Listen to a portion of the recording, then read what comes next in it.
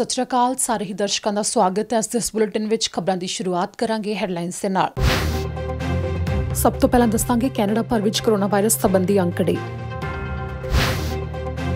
Thunder ਬੇ ਵਿੱਚ ਇੱਕ Walmart ਦੇ ਕਾਮੇ ਨੂੰ ਹੋਇਆ ਕੋਰੋਨਾ ਵਾਇਰਸ, ਦੱਸਾਂਗੇ ਲੋਕਾਂ ਲਈ ਕੀ ਚੇਤਾਵਨੀ ਤੇ ਜਾਣਕਾਰੀ।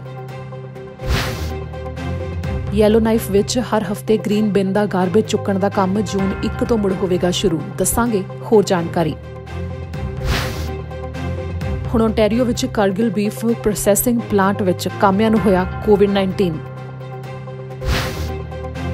ਵੱਡੀਆਂ ਕਮਿਊਨੀਕੇਸ਼ਨ ਕੰਪਨੀਆਂ ਦੀ ਸਰਵਿਸ ਵਰਤੋਂ ਵਿੱਚ ਕੋਵਿਡ-19 ਦੌਰਾਨ ਹੋਇਆ ਵੱਡਾ ਵਾਧਾ, ਟੈਲਿਸ ਤੇ ਰੌਜਰਸ ਨੇ ਸਾਂਝੀ ਕੀਤੀ ਅਹਿਮ ਜਾਣਕਾਰੀ। ਚੀਨ ਤੋਂ ਕੰਪਨੀਆਂ ਵੱਲੋਂ ਭੇਜੇ ਗਏ ਜਾਲੀ N95 ਮਾਸਕ ਕੈਨੇਡਾ ਨੇ ਕਰ ਦਿੱਤੇ ਸੀ ਪਾਸ ਤੇ ਅਮਰੀਕਾ ਨੇ ਕੀਤੇ ਰੱਦ।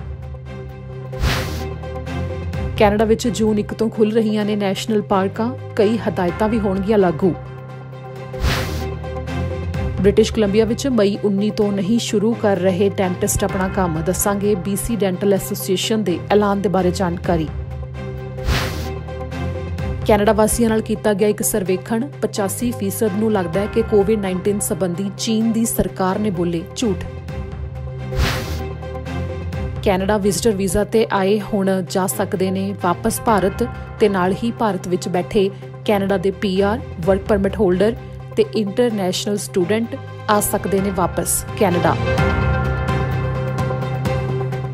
ਇਸ ਤਰ੍ਹਾਂ ਨਾਲ ਹੀ ਹੁਣ ਬੁਲੇਟਿਨ ਦੀ ਸ਼ੁਰੂਆਤ ਕਰਦੇ ਹਾਂ। ਕੈਨੇਡਾ ਭਰ ਤੋਂ ਹਰ ਸੂਬੇ ਤੋਂ ਅੰਕੜਿਆਂ ਦੇ ਉੱਤੇ ਨਜ਼ਰ ਮਾਰ ਲੈਂਦੇ ਹਾਂ ਤੇ ਨਾਲ ਹੀ ਕੈਨੇਡਾ ਭਰ ਵਿੱਚ ਹੁਣ ਤੱਕ ਕਿੰਨੇ ਮਰੀਜ਼ ਕੋਵਿਡ-19 ਤੋਂ ਪੂਰੀ ਤਰ੍ਹਾਂ ਠੀਕ ਵੀ ਹੋ ਚੁੱਕੇ ਨੇ ਉਹ ਵੀ ਦੱਸਦੇ ਹਾਂ। ਕੈਨੇਡਾ ਭਰ ਵਿੱਚ ਹੁਣ ਤੱਕ 73,399 ਕੋਵਿਡ-19 ਦੇ ਮਰੀਜ਼ਾਂ ਦੀ ਗਿਣਤੀ ਹੋ ਚੁੱਕੀ ਹੈ। 5472 ਮੌਤਾਂ ਹੋ ਚੁੱਕੀਆਂ ਨੇ। 36,104 ਵਿਅਕਤੀ ਕੋਰੋਨਾ ਵਾਇਰਸ ਤੋਂ ਪੂਰੀ ਤਰ੍ਹਾਂ ਠੀਕ ਵੀ ਹੋ ਚੁੱਕੇ ਨੇ। ਐਲਬਰਟਾ ਤੋਂ 6457 ਮਰੀਜ਼ਾਂ ਦੀ ਗਿਣਤੀ ਸਾਹਮਣੇ ਆਈ ਹੈ। 121 ਮੌਤਾਂ ਹੋਈਆਂ ਨੇ। ਬ੍ਰਿਟਿਸ਼ ਕੋਲੰਬੀਆ ਤੋਂ 2392 ਮਰੀਜ਼ ਨੇ। 135 ਮੌਤਾਂ ਹੋਈਆਂ ਨੇ। ਮੈਨੀਟੋਬਾ ਤੋਂ 299 ਮਰੀਜ਼ ਨੇ। 7 ਮੌਤਾਂ ਹੋਈਆਂ ਨੇ। ਨਿਊ ਬਰੰਸਵਿਕ ਤੋਂ 120 ਮਰੀਜ਼ ਨੇ। ਨਿਊਫਾਊਂਡਲੈਂਡ ਤੋਂ 261 ਮਰੀਜ਼ ਨੇ। 3 ਮੌਤਾਂ ਹੋਈਆਂ ਨੇ। ਨੋਵਾ ਸਕੋਸ਼ੀਆ ਤੋਂ 1026 ਮਰੀਜ਼ ਨੇ। 51 ਮੌਤਾਂ ਹੋਈਆਂ ਨੇ। ਓਨਟਾਰੀਓ ਤੋਂ 21,494 ਮਰੀਜ਼ ਨੇ। 1902 ਮੌਤਾਂ ਹੋਈਆਂ ਨੇ। ਪ੍ਰਿੰਸ ਐਡਵਰਡ ਆਈਲੈਂਡ ਤੋਂ 27 ਮਰੀਜ਼ ਨੇ। ਕਿਊਬੈਕ ਤੋਂ 40,724 ਮਰੀਜ਼ ਨੇ। 3351 ਮੌਤਾਂ ਹੋਈਆਂ ਨੇ।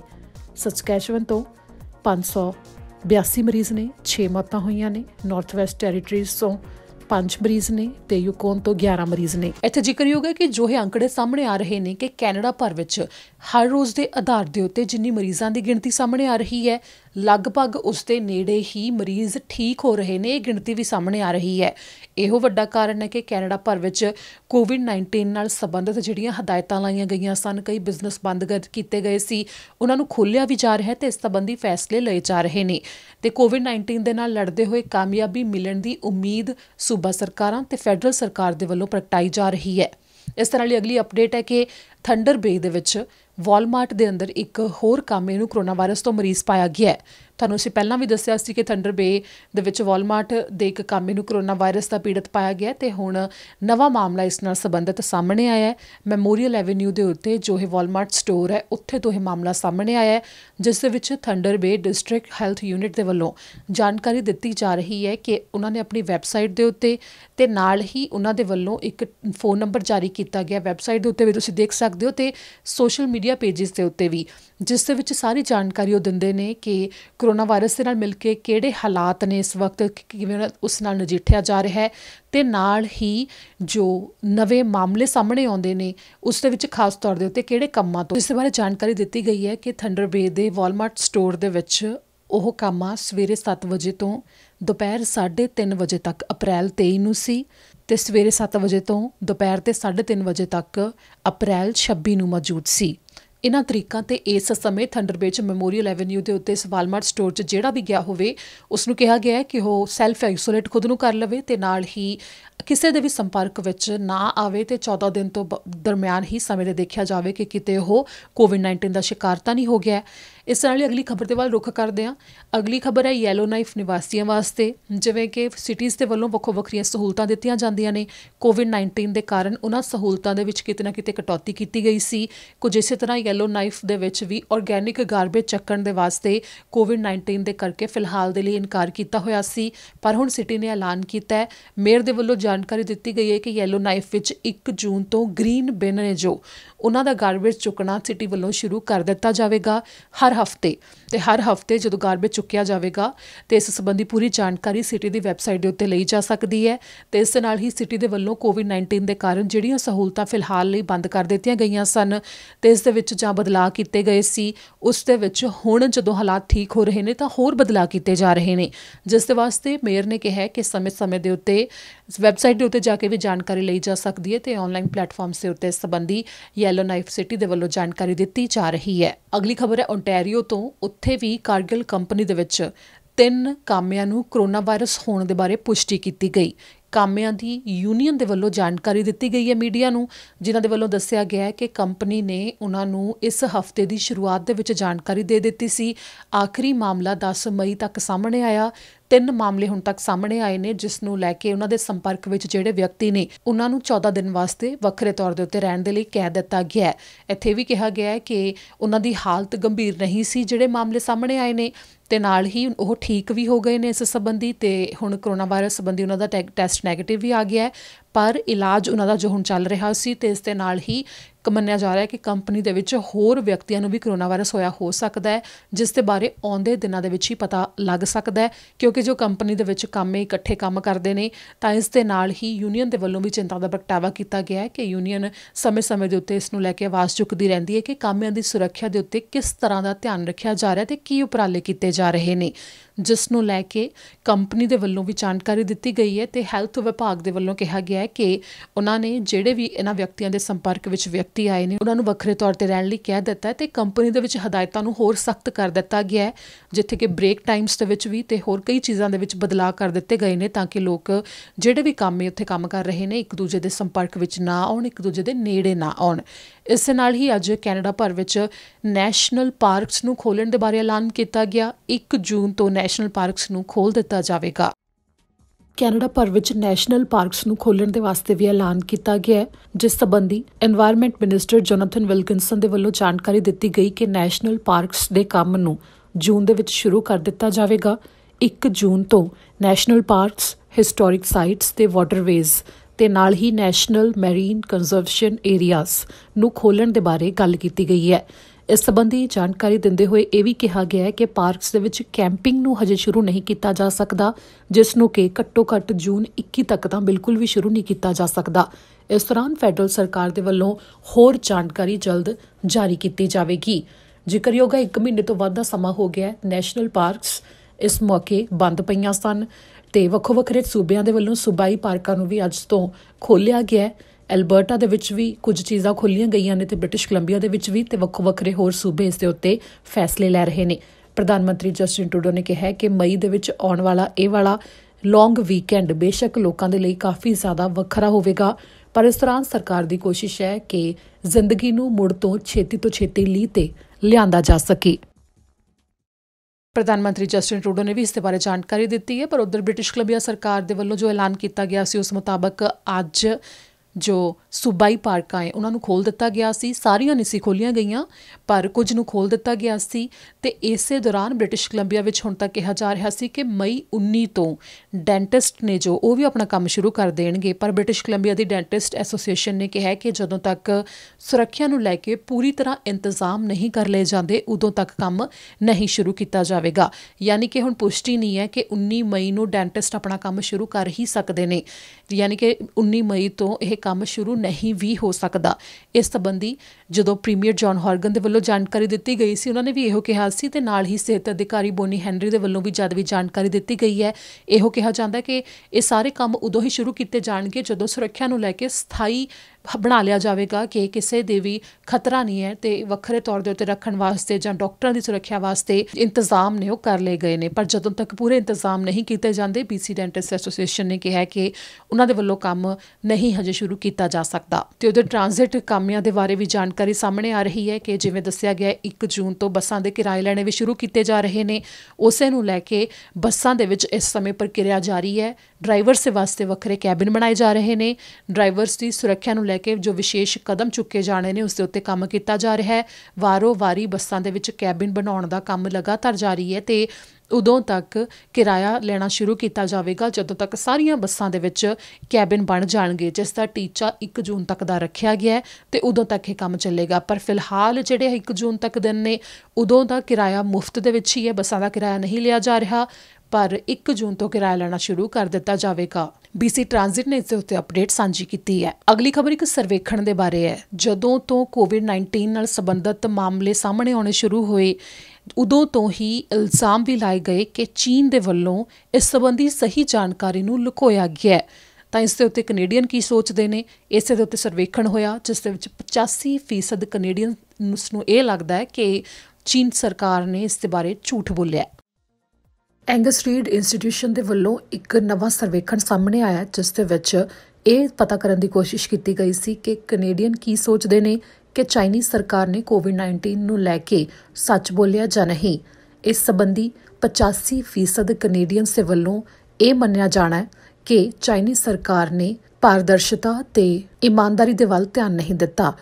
COVID-19 ਨੂੰ ਲੈ ਕੇ ਉਹ ਚਾਈਨੀਜ਼ ਸਰਕਾਰ ਦੇ ਉੱਤੇ ਤੇ ਉਹਨਾਂ ਵੱਲੋਂ ਦਿੱਤੀ ਗਈ ਜਾਣਕਾਰੀ ਦੇ ਉੱਤੇ ਯਕੀਨ ਨਹੀਂ ਕਰਦੇ। ਸਿਰਫ 14% ਅਜਿਹੇ ਕੈਨੇਡੀਅਨ ਐਡਲਟ ਨੇ ਜਿਹੜੇ ਕਿ ਮੰਨਦੇ ਨੇ ਕਿ ਚਾਈਨਾ ਦੇ ਵੱਲੋਂ ਸਹੀ ਫੈਸਲੇ ਲਏ ਗਏ ਨੇ ਜਾਂ ਸਹੀ ਕਦਮ ਚੁੱਕੇ ਗਏ ਨੇ, ਜਦ ਕਿ ਐਂਗਸ ਰੀਡ ਇੰਸਟੀਟਿਊਸ਼ਨ ਦੇ ਵੱਲੋਂ ਹੁਣ ਤੋਂ 6 ਮਹੀਨੇ ਪਹਿਲਾਂ ਕੁਝ ਇਸੇ ਤਰ੍ਹਾਂ ਦਾ ਸਰਵੇਖਣ ਕੀਤਾ ਗਿਆ ਸੀ ਤਾਂ ਉਸ ਦੇ ਵਿੱਚ ਵਿਸ਼ਵਾਸ ਕਰਨ ਵਾਲੇ ਕੈਨੇਡੀਅਨਸ ਦੀ ਗਿਣਤੀ 29% ਤੱਕ ਸੀ, ਜੋ ਕਿ ਹੁਣ 14% ਤੱਕ ਰਹਿ ਗਈ ਹੈ। ਮੰਨਿਆ ਜਾ ਰਿਹਾ ਹੈ ਕਿ ਸਰਵੇਖਣ ਦੇ ਅਜਿਹੇ ਨਤੀਜੇ ਤਾਂ ਸਾਹਮਣੇ ਆਏ ਨੇ ਕਿਉਂਕਿ ਯੂਨਾਈਟਿਡ ਸਟੇਟਸ ਦੇ ਵੱਲੋਂ ਬਾਰ-ਬਾਰ ਇਲਜ਼ਾਮ ਲਗਾਏ ਜਾ ਰਹੇ ਨੇ ਕਿ ਚੀਨ ਨੇ COVID-19 ਨੂੰ ਲੈ ਕੇ ਕਈ ਝੂਠ ਬੋਲੇ ਨੇ ਤੇ ਇਸ ਵਾਇਰਸ ਦੇ ਸੰਬੰਧੀ ਕਾਫੀ ਸੱਚ ਚੀਨ ਦੇ ਵੱਲੋਂ ਲੁਕੋਇਆ ਜਾ ਰਿਹਾ ਹੈ, ਜਿਸ ਤੋਂ ਬਾਅਦ ਕਈ ਲੋਕਾਂ ਦਾ ਚਾਈਨੀਜ਼ ਸਰਕਾਰ ਤੋਂ ਵਿਸ਼ਵਾਸ ਵੀ ਉੱਠਿਆ ਹੈ। ਇੱਥੇ ਜ਼ਿਕਰਯੋਗ ਹੈ ਕਿ ਸਿਰਫ ਕੈਨੇਡਾ ਹੀ ਨਹੀਂ ਸਗੋਂ ਵੱਖੋ-ਵੱਖਰੇ ਦੇਸ਼ਾਂ ਵਿੱਚ ਚਾਈਨੀਜ਼ ਭਾਈਚਾਰੇ ਨੂੰ ਵੀ ਨਸਲੀ ਟਿੱਪਣੀਆਂ ਤੇ ਨਸਲੀ ਹਮਲਿਆਂ ਦਾ ਇੰਨਾ ਜ਼ਿਆਦਾ ਸਾਹਮਣਾ ਕਰਨਾ ਪੈ ਰਿਹਾ ਹੈ ਕਿ ਚਾਈਨੀਜ਼ ਸਰਕਾਰ ਦੇ ਵੱਲੋਂ ਇਸ ਸੰਬੰਧੀ ਵੱਖੋ-ਵੱਖਰੇ ਦੇਸ਼ਾਂ ਦੇ ਨਾਲ ਗੱਲ ਵੀ ਕੀਤੀ ਜਾ ਰਹੀ ਹੈ। ਕਈ ਚਾਈਨੀਜ਼ ਆਰਗੇਨਾਈਜੇਸ਼ਨਸ ਇਸ ਦੇ ਉੱਤੇ ਕੰਮ ਵੀ ਕਰ ਰਹੀਆਂ ਨੇ, ਪਰ ਫਿਰ ਵੀ ਨਸਲੀ ਟਿੱਪਣੀਆਂ ਤੇ ਨਸਲੀ ਹਮਲਿਆਂ ਦੇ ਮਾਮਲੇ ਸਾਹਮਣੇ ਆਉਣੇ ਰੁਕਣ ਦਾ ਨਾਂ ਨਹੀਂ ਲੈ ਰਹੇ। ਅਗਲੀ ਖਬਰ ਹੈ ਜੋ ਵੱਡੀਆਂ ਟੈਲੀਕਮਿਊਨੀਕੇਸ਼ਨ ਕੰਪਨੀਆਂ ਨੇ ਉਹਨਾਂ ਦੇ ਵੱਲੋਂ ਹਾਊਸ ਆਫ ਕਾਮਨਸ ਨੂੰ ਇੱਕ ਰਿਪੋਰਟ ਦਿੱਤੀ ਗਈ ਹੈ ਜਿਸ ਦੇ ਵਿੱਚ ਦੱਸਿਆ ਗਿਆ ਕਿ ਜਦੋਂ ਤੋਂ COVID-19 ਨਾਲ ਸੰਬੰਧਿਤ ਹਦਾਇਤਾਂ ਸ਼ੁਰੂ ਹੋਈਆਂ ਨੇ, ਲੋਕ ਘਰਾਂ ਦੇ ਵਿੱਚ ਨੇ, ਉਦੋਂ ਤੋਂ ਹੀ ਉਹਨਾਂ ਦੀ ਸਰਵਿਸ ਨੂੰ ਵਰਤੋਂ ਕਰ ਵਿੱਚ ਲਿਆਉਣ ਦਾ ਕੰਮ ਵੀ ਬਹੁਤ ਜ਼ਿਆਦਾ ਵੱਧ ਗਿਆ। ਇਸ ਸੰਬੰਧੀ ਰਿਪੋਰਟ ਦੇ ਵਿੱਚ ਦੱਸਿਆ ਗਿਆ ਕਿ ਉਹਨਾਂ ਦੀ ਸਰਵਿਸਿਜ਼ ਨੂੰ ਹੋਰ ਜ਼ਿਆਦਾ ਵਰਤਿਆ ਜਾ ਰਿਹਾ ਹੈ ਤੇ ਇਸ ਨੂੰ ਲੈ ਕੇ ਰੋਜਰਸ ਕਮਿਊਨੀਕੇਸ਼ਨ ਕੰਪਨੀ ਦੇ ਵੱਲੋਂ ਜਦੋਂ ਜਾਣਕਾਰੀ ਦਿੱਤੀ ਗਈ ਹਾਊਸ ਆਫ ਕਾਮਨਸ ਕਮੇਟੀ ਨੂੰ ਤਾਂ ਉਹਨਾਂ ਨੇ ਦੱਸਿਆ ਕਿ ਘਰਾਂ ਦੇ ਵਿੱਚ ਇੰਟਰਨੈਟ ਦੀ ਵਰਤੋਂ ਨੂੰ 50% ਤੱਕ ਹੋਰ ਜ਼ਿਆਦਾ ਵਰਤੋਂ 'ਚ ਲਿਆ ਜਾ ਰਿਹਾ ਹੈ। ਵੌਇਸ ਕਾਲਸ ਦੇ ਨਾਲ ਹੀ ਵਾਇਰਲੈਸ ਨੈਟਵਰਕ ਹੈ ਜਿਹੜਾ ਉਹਦੀ 40% ਤੱਕ ਵਰਤੋਂ ਹੋਰ ਜ਼ਿਆਦਾ ਹੋ ਰਹੀ ਹੈ ਤੇ ਨਾਲ ਹੀ 1800 ਟੋਲ ਫ੍ਰੀ ਕਾਲਸ ਦੇ ਵਿੱਚ ਵੀ 300% ਤੱਕ ਦਾ ਵਾਧਾ ਹੋਇਆ ਹੈ। ਤੇ ਨਾਲ ਹੀ ਟੋਰਾਂਟੋ ਦੇ ਬੇਸਡ ਇਸ ਕੰਪਨੀ ਨੇ ਜਾਣਕਾਰੀ ਦਿੱਤੀ ਹੈ ਕਿ ਜਿੰਨੇ ਵੀ ਗ੍ਰਾਹਕ ਨੇ ਉਹ 50 ਮਿਲੀਅਨ ਤੋਂ ਜ਼ਿਆਦਾ ਵਾਇਰਲੈਸ ਵੌਇਸ ਕਾਲਸ ਹਰ ਰੋਜ਼ ਕਰ ਰਹੇ ਨੇ, ਜਿਨ੍ਹਾਂ ਦੇ ਵੱਲੋਂ ਟੋਲ ਫ੍ਰੀ ਲਾਈਨਸ ਨੂੰ ਵਰਤਿਆ ਜਾਂਦਾ ਹੈ ਤੇ ਨਾਲ ਹੀ ਫੈਡਰਲ ਸਪੋਰਟ ਪ੍ਰੋਗਰਾਮਸ ਦੇ ਵਾਸਤੇ ਜਿਹੜੀ ਉਹਨਾਂ ਦੇ ਵੱਲੋਂ ਫੋਨ ਦੀ ਵਰਤੋਂ ਕੀਤੀ ਜਾਂਦੀ ਹੈ ਉਸ ਦੇ ਵਿੱਚ ਬਹੁਤ ਜ਼ਿਆਦਾ ਵਾਧਾ ਹੋਇਆ ਹੈ। ਕੁਝ ਇਸੇ ਤਰ੍ਹਾਂ ਟੈਲਿਸ ਦੇ ਵੱਲੋਂ ਵੀ ਜਾਣਕਾਰੀ ਦਿੱਤੀ ਗਈ ਹੈ ਜਿਨ੍ਹਾਂ ਨੇ ਦੱਸਿਆ ਕਿ ਟ੍ਰੈਫਿਕ ਇਸ ਸਮੇਂ ਕਾਫੀ ਜ਼ਿਆਦਾ ਵੱਧ ਗਿਆ ਹੈ। ਮਾਰਚ 18 ਤੋਂ 31 ਤੱਕ ਟੈਲਿਸ ਨੇ ਆਪਣੇ ਕਾਮਿਆਂ ਨੂੰ ਜੋ ਕਿ ਕਾਲ ਏਜੰਟਸ ਨੇ ਘਰ ਤੋਂ ਕੰਮ ਕਰਨ ਦੇ ਵਾਸਤੇ ਕਹਿ ਦਿੱਤਾ ਸੀ ਤੇ ਉਹ ਘਰਾਂ ਤੋਂ ਹੀ ਸਾਰੇ ਕੰਮ ਕਰ ਰਹੇ ਨੇ ਤੇ ਨਾਲ ਹੀ ਉਹਨਾਂ ਦੇ ਵੱਲੋਂ ਸਹੂਲਤ ਦਿੱਤੀ ਜਾ ਰਹੀ ਹੈ 30,000 ਤੱਕ ਡਾਕਟਰ ਅਪੁਆਇੰਟਮੈਂਟਸ ਉਹਨਾਂ ਵੱਲੋਂ ਹੁਣ ਤੱਕ ਬਣਾ ਦਿੱਤੀਆਂ ਗਈਆਂ ਨੇ ਅਪ੍ਰੈਲ ਦੇ ਵਿੱਚ, ਜਿਸ ਦੇ ਬਾਰੇ ਜਾਣਕਾਰੀ ਸਾਂਝੀ ਕੀਤੀ ਗਈ ਹੈ। ਬਿਲਕੁਲ ਇੱਥੇ ਜ਼ਿਕਰਯੋਗ ਹੈ ਕਿ ਜਦੋਂ ਤੋਂ ਕੋਵਿਡ-19 ਨਾਲ ਸੰਬੰਧਿਤ ਹਦਾਇਤਾਂ ਲੱਗੀਆਂ ਨੇ, ਲੋਕ ਘਰਾਂ ਦੇ ਵਿੱਚ ਤਾਂ ਹੈਗੇ ਨੇ, ਉਹ ਘਰਾਂ ਤੋਂ ਕੰਮ ਕਰ ਰਹੇ ਨੇ, ਤੇ ਘਰਾਂ ਤੋਂ ਜਿਹੜਾ ਕੰਮ ਹੋ ਰਿਹਾ ਹੈ ਉਹ ਸਾਰਾ ਇੰਟਰਨੈਟ ਦੀ ਵਰਤੋਂ ਹੋਰ ਜ਼ਿਆਦਾ ਹੋ ਰਹੀ ਹੈ, ਫੋਨਸ ਦੀ ਵਰਤੋਂ ਹੋਰ ਜ਼ਿਆਦਾ ਹੋ ਰਹੀ ਹੈ। ਸਕੂਲਾਂ ਦੇ ਵੱਲੋਂ ਵੀ ਆਨਲਾਈਨ ਸਰਵਿਸ ਦਿੱਤੀ ਜਾ ਰਹੀ ਹੈ, ਜੋ ਪੜ੍ਹਾਈ ਕਰਵਾਈ ਜਾ ਰਹੀ ਹੈ, ਉਸ ਦੇ ਕਰਕੇ ਆਨਲਾਈਨ ਵਾਈਫਾਈ ਦੀ ਵਰਤੋਂ ਜਾਂ ਫਿਰ ਇੰਟਰਨੈਟ ਦੀ ਹਰ ਸਰਵਿਸ ਦੀ ਵਰਤੋਂ ਬਹੁਤ ਜ਼ਿਆਦਾ ਹੋ ਰਹੀ ਹੈ। ਇਹੋ ਵੱਡਾ ਕਾਰਨ ਹੈ ਕਿ ਟੈਲੀਕਮਿਊਨੀਕੇਸ਼ਨ ਕੰਪਨੀਆਂ ਦੇ ਵੱਲੋਂ ਜਾਣਕਾਰੀ ਦਿੱਤੀ ਗਈ ਹੈ ਕਿ ਉਹਨਾਂ ਦੀ ਸਰਵਿਸ ਦੇ ਵਿੱਚ ਕੁਝ ਸਰਵਿਸਿਜ਼ ਅਜਿਹੀਆਂ ਨੇ ਜਿਨ੍ਹਾਂ 'ਚ 300% ਤੱਕ ਦਾ ਇਹਨਾਂ 2 ਮਹੀਨਿਆਂ ਦੇ ਦਰਮਿਆਨ ਹੀ ਵਾਧਾ ਹੋ ਚੁੱਕਿਆ ਹੈ। ਇਸ ਤਰ੍ਹਾਂ ਦੀ ਅਗਲੀ ਖਬਰ ਹੈ ਕਿ ਹੁਣ ਜਦੋਂ ਕੋਵਿਡ-19 ਨੂੰ ਲੈ ਕੇ ਕਈ ਅਜਿਹੇ ਸਮਾਨ ਨੇ ਜਿਸ ਦੀ ਲੋੜ ਬਹੁਤ ਜ਼ਿਆਦਾ ਪਈ। ਸਭ ਤੋਂ ਜ਼ਿਆਦਾ ਕੀ ਨੇ? ਮਾਸਕ, ਸੈਨੀਟਾਈਜ਼ਰ ਤੇ ਅਜਿਹਾ ਸਮਾਨ ਜੋ ਕੋਵਿਡ-19 ਤੋਂ ਸੁਰੱਖਿਅਤ ਰੱਖਣ ਵਾਸਤੇ ਕੰਮ ਆਉਂਦਾ ਹੈ। ਤੇ ਇਸੇ ਦੌਰਾਨ ਕਈਆਂ ਦੇ ਵੱਲੋਂ ਫਾਇਦਾ ਚੁੱਕਿਆ ਗਿਆ ਜਾਲੀ ਤੌਰ ਦੇ ਉੱਤੇ ਜੇ ਇਹ ਸਮਾਨ ਤਿਆਰ ਕਰਨ ਦੇ ਬਾਰੇ। ਸਿਰਫ ਛੋਟੇ ਬਿਜ਼ਨਸ ਹੀ ਨਹੀਂ ਸਗੋਂ ਵੱਡੀਆਂ ਕੰਪਨੀਆਂ ਨੇ ਇਸ ਦਾ ਫਾਇਦਾ ਚੁੱਕਦੇ ਹੋਏ ਕਿਸ ਤਰ੍ਹਾਂ ਮੂਰਖ ਬਣਾਉਣ ਦੀ ਕੋਸ਼ਿਸ਼ ਕੀਤੀ ਹੈ ਤੁਹਾਨੂੰ ਦਿਖਾਉਂਦੇ ਹਾਂ। ਚੀਨ ਤੋਂ ਆਏ N95 ਮਾਸਕ ਜਿਨ੍ਹਾਂ ਨੂੰ ਕੈਨੇਡਾ ਦੇ ਸਿਹਤ ਵਿਭਾਗ ਨੇ ਤਾਂ ਹਰੀ ਝੰਡੀ ਦੇ ਦਿੱਤੀ, ਉਹਨਾਂ ਵਿੱਚੋਂ ਕਈਆਂ ਦੇ centre for disease control and prevention America ਦੇ ਵਿਭਾਗ ਨੇ ਜਾਲੀ ਹੋਣ ਦੀ ਗੱਲ ਕਹੀ ਹੈ। ਸ਼ੰਘਾਈ ਦੀ ਇੱਕ ਕੰਪਨੀ ਨੇ ਇਹ N95 ਮਾਸਕ ਬਣਾਏ ਜਿਨ੍ਹਾਂ ਨੂੰ ਕੈਨੇਡਾ ਨੇ ਹਰੀ ਝੰਡੀ ਦਿੱਤੀ ਤੇ ਜਿਨ੍ਹਾਂ ਨੂੰ ਕੈਨੇਡਾ ਵੱਲੋਂ ਪਾਸ ਕੀਤੇ ਜਾਣ ਤੋਂ ਬਾਅਦ ਅਮਰੀਕਾ ਦੇ ਵਿੱਚ ਵੀ ਕਈ ਹਸਪਤਾਲਾਂ ਦੇ ਵਿੱਚ ਦੇ ਦਿੱਤਾ ਗਿਆ ਸੀ। ਇਸ ਤੋਂ ਇਲਾਵਾ ਇੱਕ ਹੋਰ ਚਾਈਨੀਜ਼ ਕੰਪਨੀ ਜੋ ਮਾਸਕ ਬਣਾਉਂਦੀ ਹੈ ਉਸ ਨੂੰ ਕੈਨੇਡਾ ਨੇ ਪਾਸ ਕਰ ਦਿੱਤਾ ਸੀ, ਪਰ ਅਮਰੀਕਾ ਦੇ ਫੂਡ ਐਂਡ ਡਰੱਗ ਵਿਭਾਗ ਨੇ ਉਸ ਦਾ ਲਾਇਸੈਂਸ ਵਾਪਸ ਲੈ ਲਿਆ।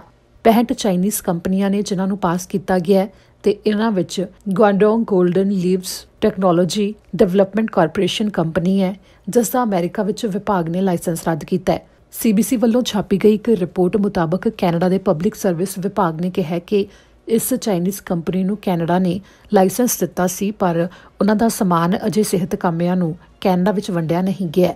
ਇਸ ਸਮੇਂ ਕੈਨੇਡਾ ਅਮਰੀਕਾ ਵਿੱਚ N95 ਮਾਸਕਸ ਦੀ ਵੱਡੇ ਪੱਧਰ ਦੇ ਉੱਤੇ ਲੋੜ ਹੈ ਤੇ ਅਜਿਹੇ ਵਿੱਚ ਹੀ ਜਾਲੀ ਮਾਸਕ ਬਣਾਉਣ ਵਾਲੀਆਂ ਕੰਪਨੀਆਂ ਲਾਹਾ ਚੁੱਕਣ ਦੀ ਕੋਸ਼ਿਸ਼ ਵਿੱਚ ਨੇ।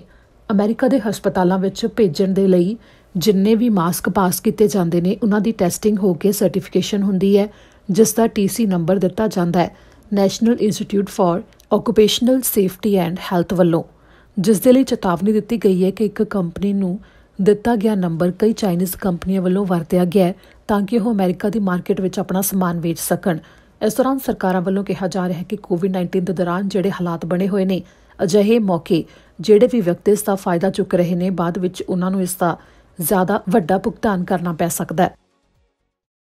ਤੇ ਜ਼ਿਕਰਯੋਗ ਹੈ ਕਿ ਅਸੀਂ ਤੁਹਾਨੂੰ ਪਹਿਲਾਂ ਵੀ ਜਾਣਕਾਰੀ ਦਿੱਤੀ ਸੀ ਕਿ ਮੌਂਟਰੀਅਲ ਤੋਂ ਇੱਕ ਸਪਲਾਇਰ ਨੇ ਚੀਨ ਤੋਂ ਜੋ ਮਾਸਕ ਮੰਗਾਏ ਸੀ ਉਸ ਦੇ ਵਿੱਚ ਲੱਖਾਂ ਮਾਸਕ ਕੈਨੇਡਾ ਸਰਕਾਰ ਵੱਲੋਂ ਰੱਦ ਕਰ ਦਿੱਤੇ ਗਏ ਨੇ ਕਿਉਂਕਿ ਉਹ N95 ਮਾਸਕ ਕਹਿ ਕੇ ਤਾਂ ਭੇਜੇ ਗਏ ਨੇ ਪਰ ਉਹ ਉਸ ਤਰ੍ਹਾਂ 95% ਤੱਕ ਕੀਟਾਣੂਆਂ ਨੂੰ ਬਾਹਰ ਨਹੀਂ ਰੋਕ ਸਕਦੇ ਜਿੰਨਾ ਜ਼ਿਆਦਾ N95 ਮਾਸਕ ਕੰਮ ਕਰਨ 'ਚ ਸਮਰੱਥ ਹੁੰਦੇ ਨੇ।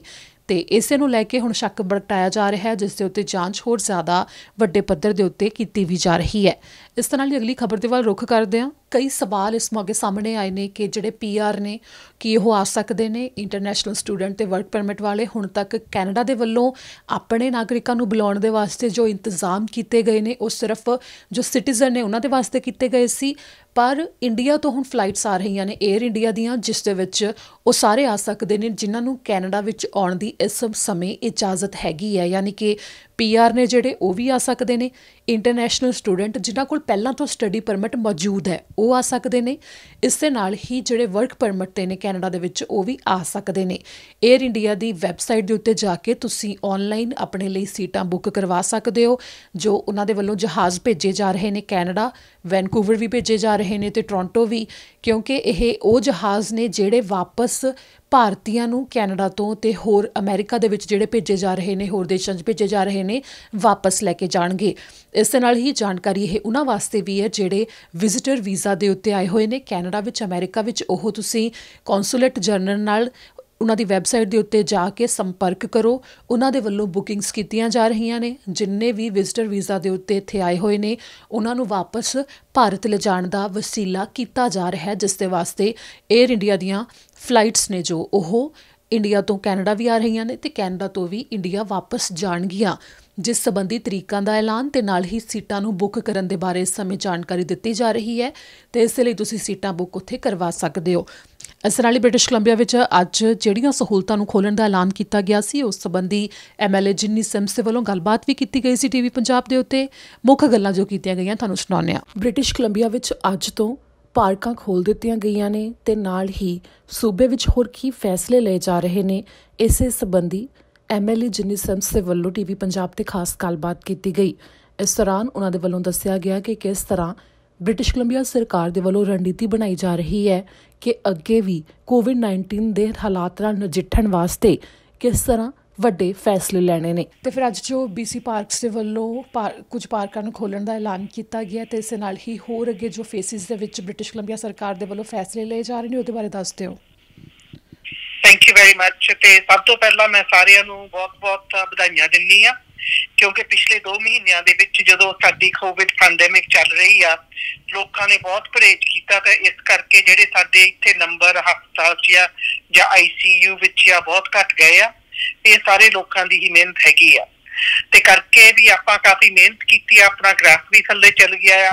ਇਸ ਕਰਕੇ ਥੋੜਾ ਰਿਲੈਕਸੇਸ਼ਨ ਹੁਣ ਹੋ ਰਿਹਾ ਆ, ਜਿਹੜੇ ਰੂਲਸ ਐਂਡ ਰੈਗੂਲੇਸ਼ਨ ਦੇ ਥੱਲੇ ਅਸੀਂ ਕੰਮ ਕਰ ਰਹੇ ਸੀਗੇ। ਤੇ ਲੌਂਗ ਵੀਕਐਂਡ ਆ ਰਹੀ ਆ, ਮਈ ਲੌਂਗ ਵੀਕਐਂਡ। ਇਹ ਹੁੰਦਾ ਆ ਵੀ ਸਮਰ ਸ਼ੁਰੂ ਹੋ ਗਿਆ। ਇਸ ਵੀਕਐਂਡ ਨੂੰ ਲੋਕ ਕਾਫੀ ਇੱਕ ਦੂਸਰੇ ਨੂੰ ਦੂਰ ਮਿਲਣ ਵੀ ਜਾਂਦੇ ਆ ਤੇ ਕੈਂਪਿੰਗ ਵੀ ਕਰਦੇ ਆ। ਇਸ ਸਾਲ ਆਪਾਂ ਮਈ ਲੌਂਗ ਵੀਕਐਂਡ ਜ਼ਰੂਰ ਮਨਾਉਣੀ ਆ, ਪਰ ਥੋੜੇ ਡਿਫਰੈਂਟ ਤਰੀਕੇ ਦੇ ਨਾਲ। ਪਰ ਖੁਸ਼ੀ ਦੀ ਗੱਲ ਹੈਗੀ ਵੀ ਅੱਜ 14 ਮਈ ਨੂੰ BC ਪ੍ਰੋਵਿੰਸ਼ੀਅਲ ਪਾਰਕ ਨੇ ਖੁੱਲ ਜਾਣਾ ਆ, ਪਰ ਸਾਰਿਆਂ ਨੂੰ ਯਾਦ ਕਰਾਉਂਦੇ ਆ ਵੀ ਉਹਨਾਂ ਨੇ ਸਿਰਫ ਡੇ ਟਾਈਮ ਲਈ ਖੁੱਲਣਾ ਆ ਐਂਡ ਰਾਤ ਲਈ ਨਹੀਂ। नो ओवरनाइट कैंपिंग, कोई भी ओवरनाइट कैंपिंग नहीं होनी हैगी आ। ਜਿਹੜੀਆਂ ਪਾਰਕਸ ਹੋਣੀਆਂ ਉਹ ਦਿਨ ਨੂੰ ਹੀ ਖੁੱਲਣੀਆਂ ਆ। ਫਿਰ ਵੀ ਅਸੀਂ ਸਾਰਿਆਂ ਦੇ ਮੂਹਰੇ ਬੇਨਤੀ ਕਰਦੇ ਆ, premier Hogan, minister Adrian Dick, doctor Henry, ਸਾਰੇ ਫਿਰ ਵੀ ਕਹਿੰਦੇ ਆ ਆਪਾਂ ਨੇ ਤੇ ਹਾਲੇ ਵੀ ਖਤਰਾ ਹੈਗਾ ਆ। ਇਸ ਕਰਕੇ ਸਾਰਿਆਂ ਦੇ ਮੂਹਰੇ ਬੇਨਤੀ ਹੈਗੀ ਆ ਵੀ ਤੁਸੀਂ ਘਰ ਦੇ ਲਾਗੇ ਹੀ ਰਹੋ। ਜੇ ਤੁਸੀਂ ਜ਼ਰੂਰ ਬਾਹਰ ਜਾਵੋ, ਪਰਿਵਾਰ ਦੇ ਨਾਲ ਬਾਹਰ ਜਾ ਕੇ ਤੁਰੋ ਫਿਰੋ, ਫਰੈਸ਼ ਏਅਰ ਲਵੋ, ਐਕਸਰਸਾਈਜ਼ ਕਰੋ, ਇੰਜੋਏ ਕਰੋ ਵਿਕਟੋਰੀਆ ਡੇ ਵੀਕਐਂਡ। ਪਰ ਜੇ ਤੁਹਾਡੇ ਲਾਗੇ ਪਾਰਕ ਹੈਗੀ ਆ ਉੱਥੇ ਜਾਵੋ। ਇਹ ਨਹੀਂ ਵੀ ਅਸੀਂ ਕਾਰ 'ਚ ਬੈਠ ਕੇ ਹੁਣ ਜਾਂ ਨਨਾਇਮੋ ਨੂੰ ਤੁਰ ਪਈਏ ਜਾਂ ਅਸੀਂ ਹੋਰ ਕਿਸੇ ਜਗ੍ਹਾ ਆਈਲੈਂਡ ਨੂੰ ਚੱਲ ਜਾਈਏ ਜਾਂ ਅਸੀਂ ਖੂਟਨੀ ਨੂੰ ਚੱਲ ਜਾਈਏ ਜਾਂ ਅਸੀਂ ਕਲੋਨਾ ਨੂੰ ਚੱਲ ਜਾਈਏ। ਇਸ ਸਾਲ ਸਾਰਿਆਂ ਦੇ ਮੂਹਰੇ ਇਹ ਰਿਕੁਐਸਟ ਹੈਗੀ ਆ ਵੀ ਤੁਸੀਂ ਆਪਣੀ ਕਮਿਊਨਿਟੀ ਵਿੱਚ, ਆਪਣੇ ਸ਼ਹਿਰ ਵਿੱਚ, ਆਪਣੇ ਇਲਾਕੇ ਵਿੱਚ ਹੀ ਲੌਂਗ ਵੀਕਐਂਡ ਨੂੰ ਇੰਜੋਏ ਕਰੋ। ਅਸੀਂ ਸਰੀ ਵਿੱਚ ਰਹਿੰਦੇ ਆ, ਸਰੀ ਦੇ ਵਿੱਚ ਬਹੁਤ ਵਧੀਆ ਪਾਰਕਸ ਵੀ ਹੈਗੀਆਂ, ਲਵਲੀ ਵਾਕਸ ਵੀ ਹੈਗੇ ਆ ਤੇ ਨਾਲੇ ਸਾਡੇ ਲਾਗੇ ਜਿਹੜੀਆਂ ਪ੍ਰੋਵਿੰਸ਼ੀਅਲ ਪਾਰਕਸ ਹੈਗੀਆਂ ਉੱਥੇ ਤੱਕ ਜ਼ਰੂਰ ਜਾਵੋ। ਪਰ ਇਹ ਨਹੀਂ ਵੀ ਤੁਸੀਂ 2-3 ਘੰਟੇ ਡਰਾਈਵ ਕਰਕੇ ਦੂਰ ਜਾਣ ਲੱਗ ਪਵੋ। ਪਾਰਕ ਜ਼ਰੂਰ ਖੁੱਲੀਆਂ ਆ, ਫਿਰ ਵੀ ਸਾਰਿਆਂ ਨੇ ਆਪਣੇ ਹੱਥ ਵੀ ਧੋਂਦੇ ਰਹਿਣਾ ਰੈਗੂਲਰਲੀ। ਹੱਥ ਧੋਵੋ ਅਸੀਂ ਕਹੀਦਾ ਆ। ਤੇ ਦੂਸਰੀ ਗੱਲ ਹੈਗੀ ਆ, ਜਦੋਂ ਬਾਹਰ ਜਾਣਾ ਆ ਬਹੁਤ ਹੀ ਜ਼ਰੂਰੀ ਇਸ ਗੱਲ ਦੀ ਹੈਗੀ ਆ ਵੀ ਆਪਾਂ ਨੂੰ ਫਿਜ਼ੀਕਲ ਡਿਸਟੈਂਸਿੰਗ ਰੱਖਣੀ ਪੈਣੀ ਆ। ਇੱਕ ਦੂਸਰੇ ਕੋਲੋਂ 6 ਫੁੱਟ ਦੂਰ ਰਹੋ। ਜੇ ਤੁਸੀਂ ਪਾਰਕ ਵਿੱਚ ਹੈਗੇ ਆ ਫਿਰ ਵੀ ਸੋਸ਼ਲ ਡਿਸਟੈਂਸਿੰਗ ਲਾਗੂ ਹੈਗੀ ਆ। ਜੇ ਤੁਸੀਂ ਸੀ ਵੋਲ ਤੇ ਵਾਕ ਕਰ ਰਹੇ ਆ ਉੱਥੇ ਵੀ ਲਾਗੂ ਹੈਗੀ ਆ। ਜੇ ਤੁਸੀਂ ਆਪਣੀ ਕਮਿਊਨਿਟੀ ਵਿੱਚ ਹੈਗੇ ਆ ਉੱਥੇ ਵੀ ਲਾਗੂ ਹੈਗੀ ਆ। ਸੋ ਇੱਕ ਦੂਸਰੇ ਕੋਲੋਂ ਦੂਰ ਰਹੋ। ਆਪਣੇ ਜੇ ਤੁਹਾਡੀ ਸਿਹਤ ਨਹੀਂ ਠੀਕ ਫਿਰ ਬਿਲਕੁਲ ਘਰੇ ਹੀ ਰਹੋ, ਬਾਹਰ ਨਾ ਜਾਵੋ। ਪਰ ਜੇ ਬਾਹਰ ਜਾਣਾ ਸੋਸ਼ਲ ਡਿਸਟੈਂਸਿੰਗ, ਇੱਕ ਵਾਰੀ ਫੇਰ ਸਾਰਿਆਂ ਨੂੰ ਜ਼ਰੂਰ ਕਹੂੰਗੀ ਆਪਣੀ ਕਮਿਊਨਿਟੀ ਵਿੱਚ, ਆਪਣੇ ਇਲਾਕੇ ਵਿੱਚ ਹੀ ਰਹੋ। ਤੇ ਕਿਉਂਕਿ ਆਪਾਂ ਇੰਨੀ ਮਿਹਨਤ ਕੀਤੀ ਆ, ਜਿਹੜਾ ਆਪਣਾ ਗ੍ਰਾਫ ਥੱਲੇ ਹੋਇਆ ਆ COVID-19 ਦਾ, ਉਹਦਾ ਕਾਰਨ ਸਿਰਫ BC ਦੇ ਲੋਕ ਆ ਜਿਨ੍ਹਾਂ ਨੇ ਬਹੁਤ ਹੀ ਪਰਹੇਜ਼ ਰੱਖਿਆ। ਜਿੰਨਾ ਸਰਕਾਰਾਂ ਨੇ ਕਿਹਾ ਉਦੋਂ ਵੀ ਜ਼ਿਆਦਾ ਕੀਤਾ। ਸੋ ਪਲੀਜ਼ ਇਹ ਨਾ ਹੋਵੇ ਆ ਲੌਂਗ ਵੀਕਐਂਡ ਦੇਖ ਕੇ ਆਪਾਂ ਜਿਹੜਾ ਆਪਾਂ ਕੰਮ ਕੀਤਾ ਆ ਉਹਨੂੰ ਖਰਾਬ ਕਰ ਦੇਈਏ। ਸੋ ਇੰਜੋਏ, ਬਾਹਰਲਾ ਜ਼ਰੂਰ ਇੰਜੋਏ ਕਰੋ, ਬਾਹਰ ਵਾਕ ਤੇ ਵੀ ਜਾਵੋ, ਪਾਰਕਸ ਨੂੰ ਵੀ ਜਾਵੋ, but social distancing and wash your hand and stay in your area. ਇਸ ਨਾਲ ਹੀ ਅੱਜ ਦੇ ਬੁਲੇਟਿਨ ਵਿੱਚ ਇੰਨਾ ਹੀ। ਮੈਨੂੰ ਦਿਓ ਇਜਾਜ਼ਤ। ਸਤਿ ਸ਼੍ਰੀ ਅਕਾਲ।